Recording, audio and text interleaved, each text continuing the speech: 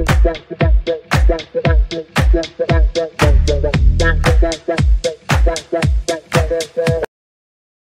sore, Assalamualaikum warahmatullahi wabarakatuh. Selamat datang di video pembahasan pretest kedua untuk kelas saya, yaitu TL Kimia 5 tahun 2023.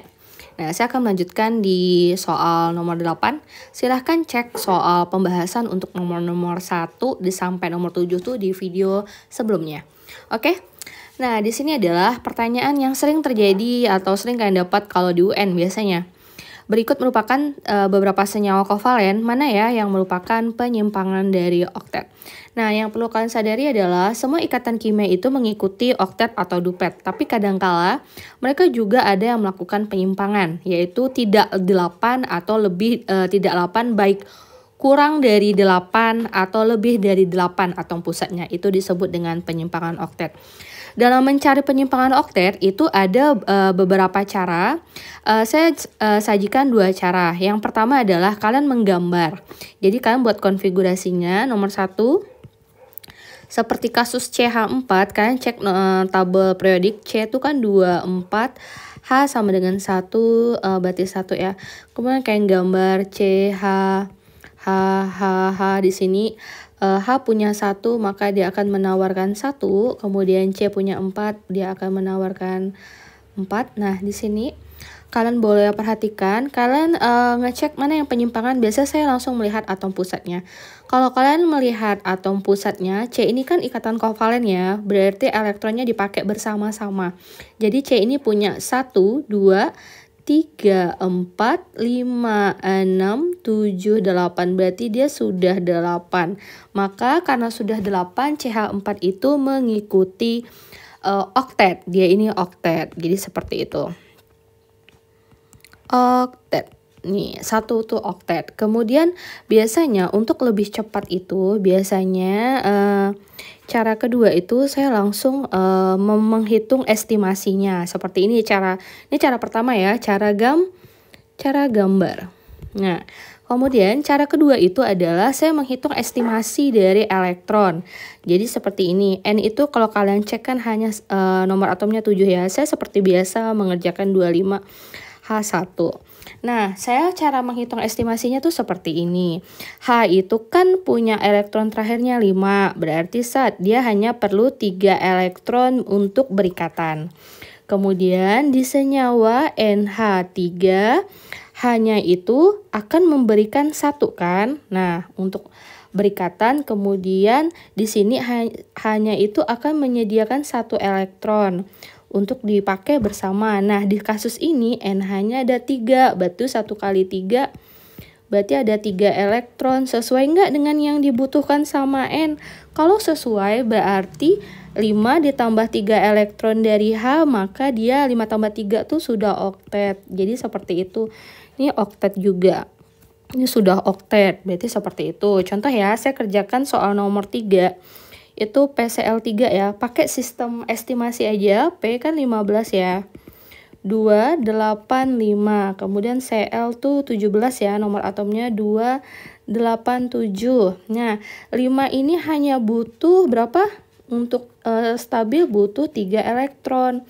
Kemudian Cl itu butuhnya 1 elektron. Pada senyawa PCl3 itu Cl itu akan menyumbangkan ikatan untuk dipakai bersama.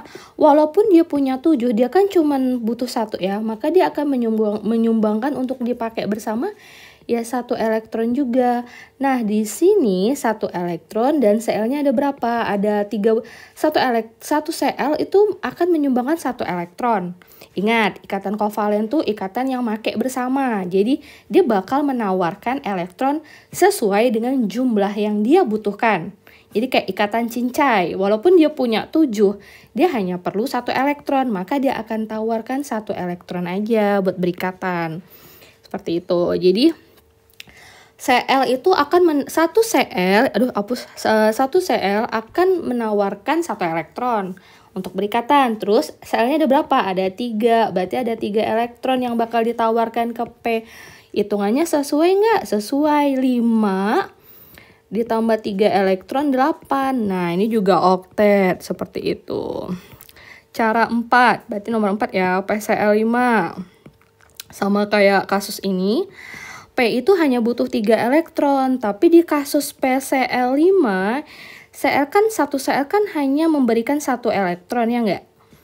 Namun ini ada 5, berarti ada 5 elektron. Sementara si P ini sudah berapa elektronnya?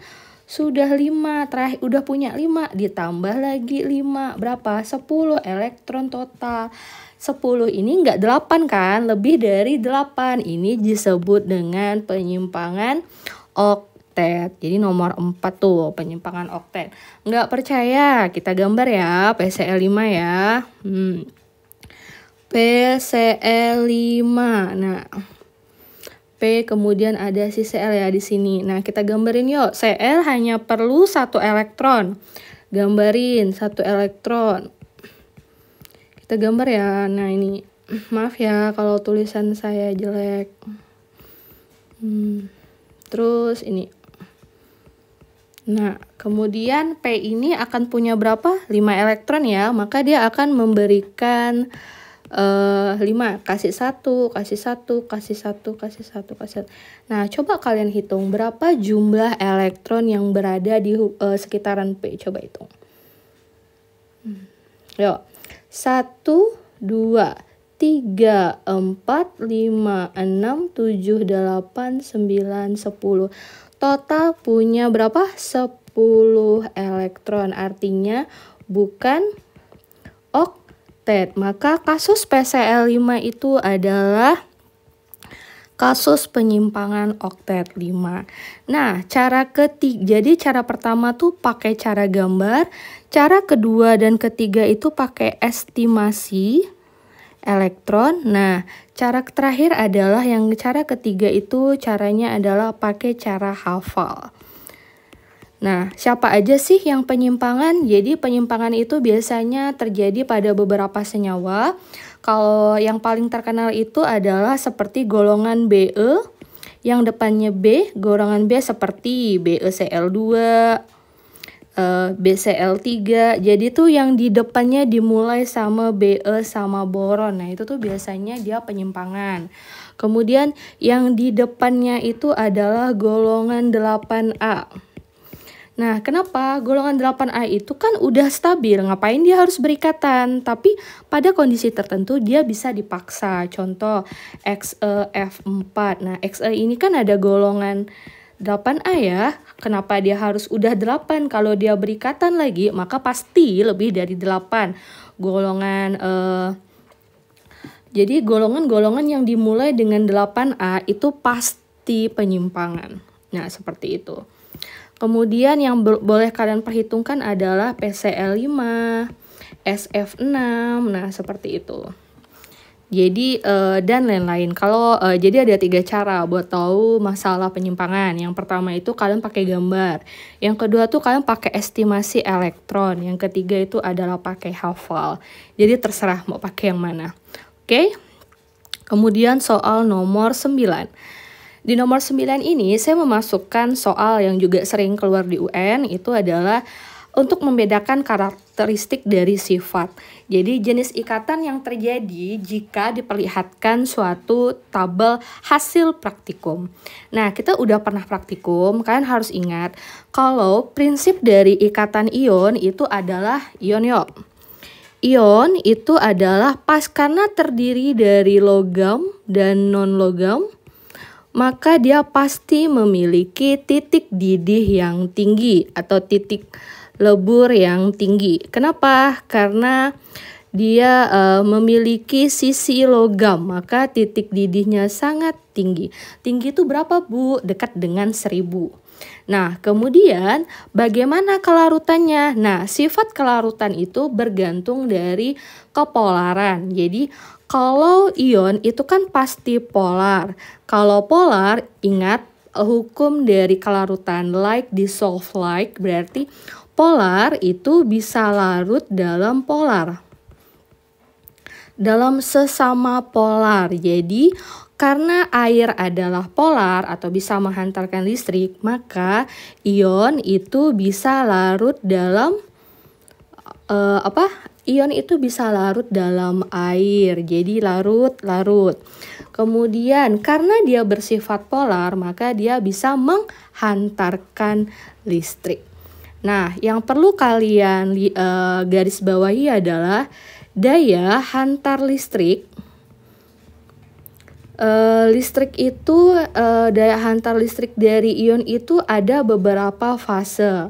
Kalau padat dia nggak bisa karena ion positif sama negatifnya masih berbentuk kristal, belum saling menyatu, jadi kayak masih beku gitu. Kalau lelehan bisa karena positif sama negatifnya tuh udah lepas dan saling mulai tertarik, positif tarik negatif, negatif tarik positif. Kalau di padatan tuh dia kayak beku, positif ngumpul sama positif. Nah, kalau larutan berarti lebih bagus lagi, itu si ion. Nah, kalau misalnya kita bisa lihat tabel dari daya hantar listrik seperti ini, di nomor 9 ini saya gambarkan ya. Jadi ion itu kan bentuknya tuh adalah kristal. Jadi pas solid dia menghantarkan listriknya lihat dari mana. Nggak bisa nih, solid tuh nggak bisa. Kalau ion tuh nggak bisa dalam keadaan solid nih. Kenapa? Karena positif sama negatifnya masih ngumpul atau masih beku kayak freeze gitu. Kalau ion tapi dalam bentuk lelehan, plus sama minus itu udah bebas. Jadi mereka mulai saling tertarik. Jadi bisa menghantarkan listrik. Kalau dengan bantuan air makin bagus dia menghantarkan listriknya. Kemudian kovalen. Nah, kovalen masih ingat terdiri dari non-logam sama non-logam. Maka titik didihnya tuh pasti rendah. Rendah tuh kayak gimana, Bu? Kayak kurang dari 100. Larut nggak dalam air? Nah, kalau masalah larut nggak larut, kovalen polar tuh larut. Kalau non-polar nggak larut. Nah, jadi karena ada kata-kata polar, polar tuh masih bisa larut dalam air. Jadi, tapi bagaimana dalam menghantarkan listrik? Kovalen polar itu solidnya nggak bisa menghantarkan listrik. Cairannya juga nggak bisa. Gimana cara dia bisa menghantarkan listrik? Dia harus dibantu sama air. Nih. Nah, kalau kovalen non-polar, namanya aja non-listrik. Berarti menghantarkan listrik nggak? Nggak. Pasti. Cairannya bisa nggak? Enggak juga. Dibantu sama air? Enggak. Nah, jadi ini adalah tabel dari daya hantar listrik. Nah, seperti itu. Nah, terus tambahan bagaimana ya, Bu, kalau kita tuh tahu mana yang bisa larut dalam air, larut dalam air ini ya, larut dalam air ya. Nah, kalau larut dalam air, perhatikan air tuh adalah sifatnya polar. Jadi kalau ion bisa, kalau kovalen polar bisa, kalau non polar nggak bisa. Jadi seperti itu. Nah, sekarang masuk ke soal yaitu dia larut dalam air, sama-sama larut. Kalau udah larut dalam air berarti kalian udah boleh curiga dia ini adalah ion sama kovalen polar. Terus menghantarkan listrik. Jawabannya adalah C. Kemudian nomor 10, mana ya yang merupakan struktur senyawa ionik. Jadi kalau ionik itu nggak kayak kovalen yang bisa bentuk molekulnya banyak. Kalau dari struktur ionik itu kan bentuknya kristal ya. Jadi bentuknya antara kubus seperti ini atau persegi panjang. Pokoknya dia harus berbentuk ion. Nah, A, B, C, dan E ini bentuk dari kovalen. Kemudian, mana ya yang merupakan sifat dari ikatan logam? Sifat dari ikatan logam itu kan titik didihnya tinggi ya. Ini pasti salah. Bersifat keras benar, lentur. Iya, kadang-kadang dia lentur untuk golongan logam 1A. Itu betul ya. Menghantarkan panas dengan baik, elektron bergerak bebas atau membentuk lautan elektron. Ini teori yang terkenal ya. Umumnya bisa berupa padatan pada suhu ruang. Jadi yang tidak benar itu adalah A. Seperti itu. Nah, kemudian di soal nomor 12 itu adalah unsur yang tidak sebenarnya itu adalah X sama Y. X 285 berarti dia akan butuh 3 elektron untuk berikatan. Berarti menjadi X 3 min, yaitu jadi 288. Kemudian Y itu butuh 1 elektron, berarti Y min 288 juga ya. Kemudian kita jadian senyawa yang terbentuk adalah bagaimana? X3 min ditambah Y min menjadi XY3. Jadi bentuk senyawanya tuh XY3. Antara ini sama ini. Kemudian perhatikan apakah senyawa ini berbentuk apa. Jadi kalian boleh pakai cara rumus. Saya lebih suka pakai gambar. XY3 ya. Berarti saya gambar X, kemudian Y-nya 3 buah. Kemudian Y membutuhkan berapa elektron? 1 ya. Maka dia akan menawarkan 1. Kemudian ingat gambarlah dari tepi dulu, baru ke X. X perlu punya 5, maka dia akan menawarkan 1, 2, 3, 4, 5, nggak terpakai ya. Nah, kalau saya gambarkan dan rapikan struktur Lewisnya Y, X, Y, kemudian begini. Nah ini ya. Nah, saya akan melengkapi dengan berapa banyak sih PEI-nya. Yang jadian tuh 1, 2, 3. Perhatikan, PEI ini hanya perhatikan yang pusat aja ya.